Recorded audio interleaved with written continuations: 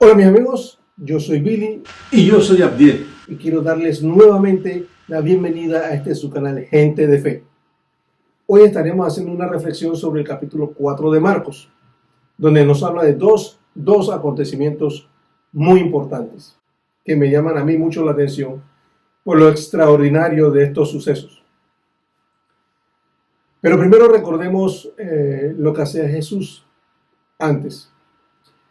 Dice que en aquel tiempo Jesús iba por las ciudades y aldeas predicando y anunciando el evangelio del reino de Dios. Los 12 discípulos y algunas mujeres que habían sido sanadas de espíritus malos y de enfermedades iban con él. Dice la Biblia que cuando Jesús, luego de terminar de predicarles el evangelio, decide cruzar al otro lado del mar. ¿Y dónde podemos encontrar esa historia? Esta historia la podemos encontrar en los evangelios de Mateo, Marcos y Lucas. Aquí debajo te estoy dejando los versículos donde lo puedes encontrar y estudiarlo más adelante, lo cual te recomiendo que hagas para que compruebes lo que estamos hablando. Pero en esta ocasión vamos a usar la versión de Marcos, que a mi parecer es un poco más completa y la reforzaremos con las versiones de Mateo y de Lucas. Dice la historia que cuando Jesús comenzó a enseñar junto al mar, se reunió alrededor de él mucha gente, tanta que él tuvo que sentarse en una barca en el mar y toda la gente estaba escuchándolo desde la orilla. Marcos 4, versículo 35. Aquel día, cuando llegó la noche, les dijo Jesús: pasemos al otro lado. Y despidiendo a la multitud, le tomaron como estaba, en la barca, y había también con él otras barcas. Pero se levantó una gran tempestad de viento y echaba las olas en la barca de tal manera que ya se anegaba. Y él estaba en la popa durmiendo sobre un cabezal. Y le despertaron y le dijeron: Maestro, ¿no tienes cuidado que perecemos?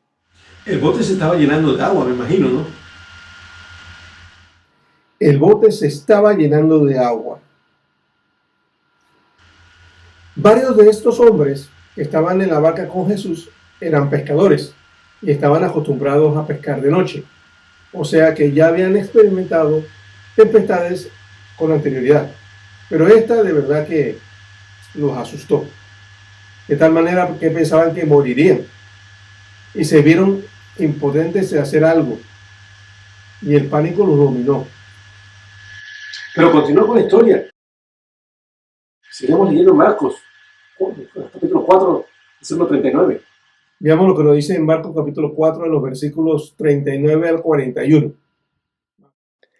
Y levantándose, reprendió al viento, y dijo al mar: Calla, enmudece. Y cesó el viento, y se hizo grande bonanza. Y les dijo: ¿Por qué estáis así amedrentados? ¿Cómo no tenéis fe? Entonces temieron con gran temor, y se decía el uno al otro: ¿Quién es este, que aun el viento y el mar le obedecen? Los discípulos se asustaron porque la tempestad amenazaba con destruirlos. Y parecía que Jesús no se daba cuenta ni se preocupaba de lo que estaba pasando. Los discípulos andaban con Jesús, pero lo subestimaban. No comprendían el poder ilimitado de Jesús. Nosotros, al igual que los discípulos de Jesús, subestimamos su poder para solucionar nuestros problemas. Yo no sé qué tempestad o qué problema estés pasando en estos momentos. Sientes que tu vida va a la deriva, es una situación que está fuera de tu control, no ves el final o la solución del problema, pero no debemos dejar que las circunstancias controlen nuestras emociones y que nos lleven a entrar en pánico, miedo, decepciones o angustias. Ya sea que estés confundido o preocupado por estos momentos difíciles de tu vida, ya sea problemas en el trabajo, de salud, problemas financieros o de relaciones familiares, y a pesar de que ya has hecho todo lo humanamente posible, no has podido hacerlo. Pero lo estás haciendo por tus fuerzas. Pero tienes que hacer como los discípulos que acompañaban a Jesús en la barca. Búscalo y clámale a Él. No te desesperes, confía en Él. Dice que el hecho de que nosotros seamos cristianos no nos garantiza que no sufriremos, que la vida jamás nos dará nada de qué temer. Por el contrario, mira, la palabra de Dios nos enseña en Juan 16:33, dice: Estas cosas os he hablado para que en mí tengáis paz. En el mundo tendréis aflicción, mas confiad, yo he vencido al mundo. Sí tendremos aflicciones, pero con Cristo las podemos pasar, ya que la fortaleza la da Él. En estos casos, lo único que podemos o deberíamos hacer es confiar que Él tiene todo bajo control y que todo lo que nos pase es por un propósito que Dios tiene para con nosotros. Jesús siempre estará ahí para ti y para mí, aún en los momentos más solitarios y oscuros, en que te sientes derrotado y triste, para demostrarte que si hay alguien en que puedes seguir confiando, es en Él. Pero continúa, que esto está muy bueno. Continuando con nuestra historia, dice que vinieron al otro lado del mar, a la región de los Gadarenos. La tierra de los Gadarenos era un territorio habitado por gentiles, que quedaba al sudeste del mar de Galilea, en la región de Decápolis, o de las 10 ciudades, como se le conocía en esa época. Eran ciudades que no pertenecían a ningún país y se autogobernaban. Y cuando salió él de la barca, enseguida vino a su encuentro de los sepulcros un hombre con un espíritu inmundo, que tenía su morada en los sepulcros, y nadie podía atarle ni aun con cadenas, porque muchas veces había sido atado con grillos y cadenas, mas las cadenas habían sido hechas pedazos por él, y desmenuzados los grillos, y nadie lo podía dominar. Este hombre estaba poseído por una fuerza sobrehumana, sobrenatural.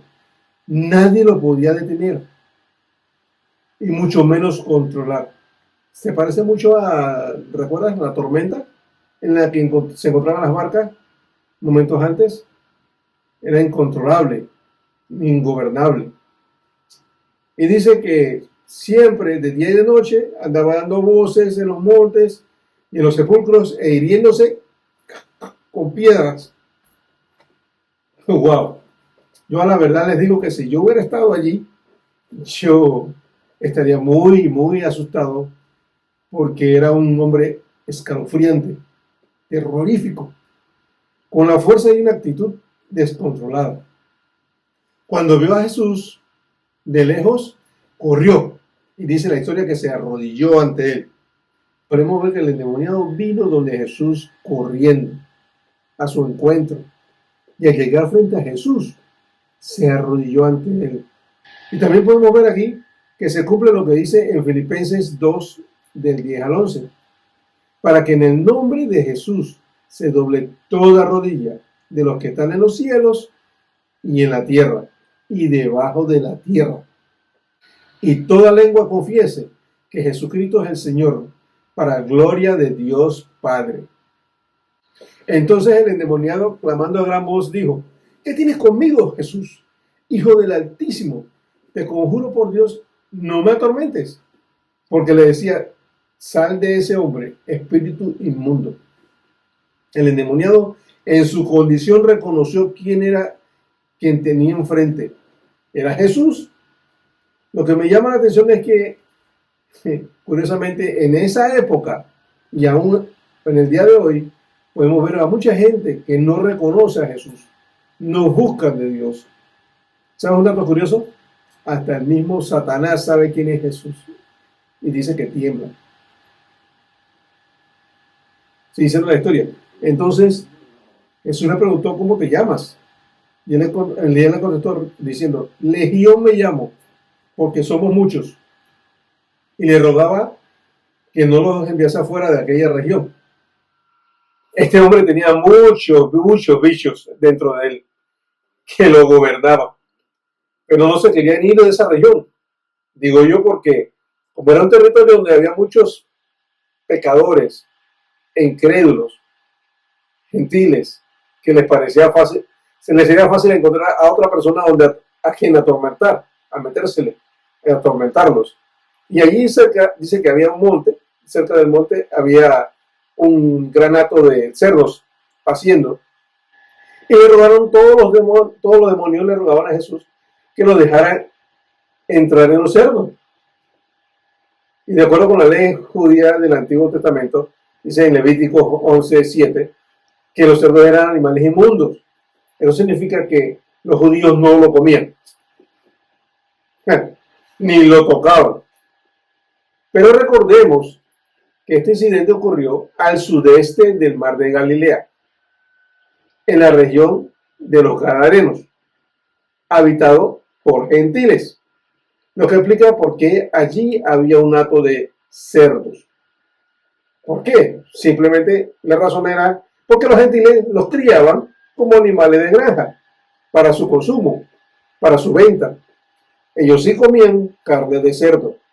Dice la historia que Jesús le dio permiso y saliendo aquellos espíritus inmundos, entraron en los cerdos, los cuales eran como 2000.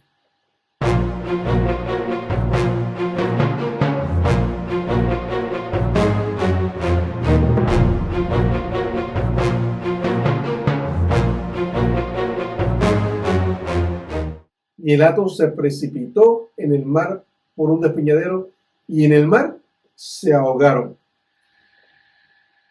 Y los que apacentaban los cerdos huyeron y dieron aviso en la ciudad y en los campos y salieron a ver qué era aquello que había sucedido.